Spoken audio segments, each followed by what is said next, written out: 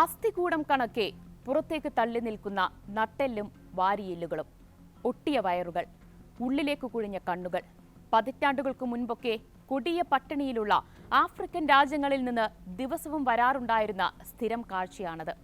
അതേ ദൃശ്യങ്ങളാണ് ഇപ്പോൾ ഗസയിൽ നിന്നും പുറത്തുവരുന്നത്. മനസാക്ഷിയുള്ളവരുടെയെല്ലാം ഉള്ളുലയ്ക്കുന്ന, ഉള്ളം പിടയ്ക്കുന്ന കാഴ്ചകൾ, വാർത്തകൾ. യുദ്ധക്കെടുതികൾക്ക് പുറമെ ഏറ്റവും വലിയ പട്ടിണി ദുരന്തത്തിന്റെ വക്കിലാണിപ്പോൾ ഗസ. 1 ലക്ഷത്തോളം കുഞ്ഞുങ്ങൾ പട്ടിണി കാരണം മരണം മുന്നിൽ കണ്ട് കഴിയുകയാണെന്ന് മുന്നറിയിപ്പ് നൽകിയിരിക്കുന്നത് UN ഭക്ഷ്യ ഏജൻസിയാണ്. ഗസ മുനമ്പിലെ ഭീകരമായ മാനുഷിക ദുരന്തത്തിൽ അടിയന്തര ഇടപെടൽ ആവശ്യപ്പെട്ട് അന്താരാഷ്ട്ര തലത്തിലുള്ള 115 സംഘടനകൾ സംയുക്ത പ്രസ്താവനയും പുറത്തിറക്കി കഴിഞ്ഞു. മിസൈലുകൾക്കും ബോംബുകൾക്കും തീർക്കാനാകാത്ത മനുഷ്യരെ പട്ടിണിക്കിട്ട് കൊല്ലുക എന്ന വംശഹത്യാ പദ്ധതിയാണ് ഗസയിൽ ഇസ്രായേൽ നടപ്പാക്കുന്നത്. എന്നാൽ ഗസയിൽ നിന്ന് ഇപ്പോൾ പുറത്തുവരുന്ന ദൃശ്യങ്ങൾ തലമുറകളോളം ഇസ്രായേലിനെ വേട്ടയാടുമെന്ന് മുന്നറിയിപ്പ് നൽകിയിരിക്കുകയാണ് മുൻ മൊസാദ് തലവൻ റാമി ഇഗ്ര. നാസി ജർമ്മനിക്ക് സമാനമായ സ്ഥിതിയായിരിക്കും ഭാവിയിൽ ഇസ്രായേൽ നേരിടേണ്ടി വരികയെന്നും അദ്ദേഹം ചൂണ്ടിക്കാട്ടുന്നു. റാമി ഇഗ്രയുടെ മുന്നറിയിപ്പുകൾ വിശദമായി പരിശോധിക്കാം. സ്വാഗതം ഇൻഡെപ്തിലേക്ക്.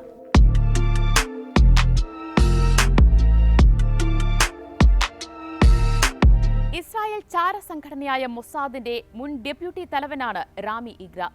സംഘത്തിന്റെ പ്രിസണേഴ്സ് ആൻഡ് മിസ്സിംഗ് പേഴ്സൺസ് വിഭാഗം തലവനുമായും പ്രവർത്തിച്ചിട്ടുണ്ട്. ഇസ്രായേൽ റേഡിയോയായ 103 FM നൽകിയ അഭിമുഖത്തിലാണ് ഗസയിലെ സൈനിക നടപടികൾ അടിയന്തരമായി അവസാനിപ്പിക്കണമെന്ന് അദ്ദേഹം ആവശ്യപ്പെട്ടിരിക്കുന്നത്. ഇല്ലെങ്കിൽ ഇസ്രായേലിന് അത് വരുത്തിവെക്കാൻ പോകുന്നത് വലിയ ദുരന്തങ്ങളാകുമെന്ന അപായ സൂചനയും നൽകുന്നു അദ്ദേഹം. സൈനിക ശക്തി ഉപയോഗിച്ച് ഹമാസിനെ ഇല്ലാതാക്കാനാകില്ലെന്നും അഭിമുഖത്തിൽ മുൻ മൊസാദ് തലവൻ സമ്മതിക്കുന്നുണ്ട്. തുടക്കം തൊട്ടേ സമ്പൂർണമായ യുദ്ധവിരാമമാണ്, താൽക്കാലിക വെടിനിർത്തലല്ല ഹമാസ് ആവശ്യപ്പെടുന്നതെന്ന് റാമി ചൂണ്ടിക്കാട്ടി. ആ ലക്ഷ്യം കൈവരിക്കാനാകാത്ത കാലത്തോളം അവർ ഒരു കരാറും അംഗീകരിക്കില്ല. പോരാട്ടം തുടരുകയും ചെയ്യും. ഇത് അസാധാരണമായൊരു സാഹചര്യമാണ് സൃഷ്ടിക്കുന്നത്. ഒരു വശത്ത് വെടിനിർത്തൽ പ്രഖ്യാപിച്ചോ സൈനിക നടപടി നിർത്തിവെച്ചോ ബന്ദികളെ മോചിപ്പിക്കാനുള്ള സാഹചര്യം സൃഷ്ടിക്കാനാണ് ഇസ്രായേൽ നോക്കുന്നത്.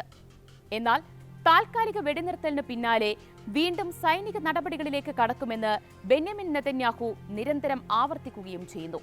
ഇതൊരാളും അംഗീകരിക്കില്ലെന്ന് വ്യക്തമാണ്. യുദ്ധം സമ്പൂർണമായി അവസാനിപ്പിക്കുമെന്ന ഉറപ്പ് അമേരിക്ക നൽകിയാൽ മാത്രമേ ഹമാസ് ഏതെങ്കിലും തരത്തിൽ ഈ കരാർ അംഗീകരിക്കാനിടയുള്ളൂ. ഹമാസ് കരാർ അംഗീകരിക്കുന്നുണ്ടെങ്കിൽ അവർക്ക് വിശ്വസിക്കാവുന്ന എന്തോ ഉറപ്പ് അമേരിക്ക അവർക്ക് നൽകിയിട്ടുണ്ടാകാമെന്ന് വ്യക്തമാണെന്നും റാമി ഇഗ്ര പറഞ്ഞു. ഇസ്രായേലിന്റെ മറുവശം കൂടി നമ്മൾ കാണണം. ഗസയിൽ നിന്ന് വരുന്ന ചിത്രങ്ങൾ ഇസ്രായേലികൾ കാണുന്നില്ല. നമ്മൾ എപ്പോഴും സൂക്ഷിച്ചു വരുന്ന ഇസ്രായേൽ മൂല്യങ്ങളുടെ സമ്പൂർണ്ണ ലംഘനമാണ് കഴിഞ്ഞ ഏതാനും മാസങ്ങളായി ഗസയിൽ നടക്കുന്നത്. ഗ്രീക്ക് ദ്വീപായ സൈറൂസിൽ ഇസ്രായേൽ കപ്പൽ തിരിച്ചയച്ച സംഭവത്തിലൂടെയാണ് നമ്മൾ അത് മനസ്സിലാക്കുന്നത്. ചരിത്രത്തിൽ സമാനമായൊരു ദുരന്തം മുൻപുണ്ടായിട്ടുണ്ട്.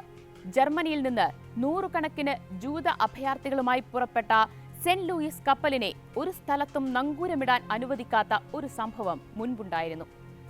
ആഗോളതലത്തിൽ ഇസ്രായേലിനെതിരായ വികാരമാണ് ഇത് കാണിക്കുന്നത്. ഇസ്രായേലികൾക്ക് വിദേശ രാജ്യങ്ങളിലേക്കൊന്നും യാത്ര ചെയ്യാൻ പറ്റാത്തൊരു സാഹചര്യത്തിലേക്ക് കാര്യങ്ങൾ എത്തിയിരിക്കുകയാണെന്നും റാമി ഇഗ്ര ചൂണ്ടിക്കാട്ടി. ഇസ്രായേലിന്റെ മാത്രമല്ല, ആഗോളതലത്തിലുള്ള ജൂത സമൂഹത്തിന്റെ മുഴുവൻ മൂല്യച്യുതിയായാണ് ഇതിനെ അന്താരാഷ്ട്ര സമൂഹം വിലയിരുത്തുക.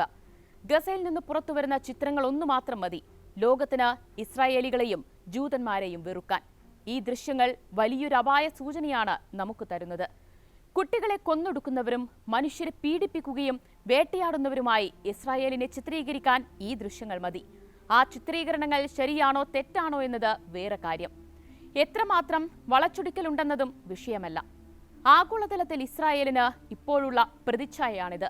നമ്മളും നമ്മുടെ മക്കളും പേരമക്കളുമെല്ലാം ഈ ഗസയ്ക്ക് വില കൊടുക്കേണ്ടി വരുമെന്നും അതൊന്നും നെതന്യാഹുവിന് മനസ്സിലാകില്ലെന്നും അഭിമുഖത്തിൽ റാമി ഇഗ്ര മുന്നറിയിപ്പ് നൽകുന്നു. ഹമാസിനെ ഇല്ലാതാക്കുക എന്നത് നടക്കാൻ പോകുന്ന കാര്യമല്ലെന്നും അദ്ദേഹം വ്യക്തമാക്കുന്നുണ്ട്. ഹമാസ് അപകടകരവും ക്രൂരവുമായ സംഘമാണെന്നത് ശരിയായിരിക്കാം. നമ്മളെല്ലാം ആ സംഘത്തിന്റെ നാശം ആഗ്രഹിക്കുകയും ചെയ്യുന്നുണ്ട്.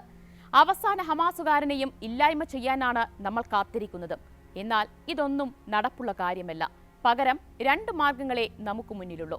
യുദ്ധം അവസാനിപ്പിക്കുക, എന്നിട്ട് അമേരിക്കയുടെയും UAEയുടെയും സൗദിയുടെയും പിന്തുണയോടെ ഗസയിൽ ഹമാസിന് ഒരു സമാന്തര സംവിധാനം സൃഷ്ടിക്കുക.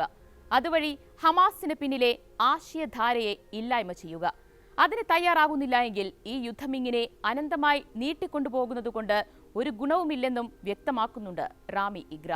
ഇപ്പോഴും ഹമാസ് എന്താണെന്ന് മനസ്സിലാകാത്ത ആളുകളാണ് ഇസ്രായേലിന്റെ നയനിലപാടുകൾ തീരുമാനിക്കുന്നവർ. ഒക്ടോബർ 7 എന്താണെന്നും അവർക്ക് മനസ്സിലായിട്ടില്ല. വെസ്റ്റ് ബാങ്കിലെ ബഹുഭൂരിപക്ഷം ജനങ്ങളും ഹമാസിനെ പിന്തുണയ്ക്കുന്നവരാണെന്ന സത്യം അവഗണിക്കുകയാണ് അവർ ചെയ്യുന്നത്. ഹമാസ് ഒരു മതപ്രത്യയശാസ്ത്രമാണ്. അതിനെ ബലം പ്രയോഗിച്ച് തകർക്കാനാവില്ല. ദീർഘകാല പദ്ധതിയിലൂടെ മാത്രമേ അതിനെ ഇല്ലാതാക്കാനാകൂ. ഇതിനൊരു ലളിതമായ പരിഹാരമില്ല. അവസാന ഹമാസ് പോരാളിയെയും വധിച്ചാലും പോരാട്ടം അവസാനിക്കില്ല. കൂടുതൽ അപകടങ്ങൾ സൃഷ്ടിക്കുകയേ അത് ചെയ്യും. മേഖലയെ അത് കൂടുതൽ അസ്ഥിരമാക്കുകയും ചെയ്യുമെന്നും ഇസ്രായേൽ ഭരണകൂടത്തിന് മുന്നറിയിപ്പ് നൽകുന്നുണ്ട് റാമി ഇഗ്ര.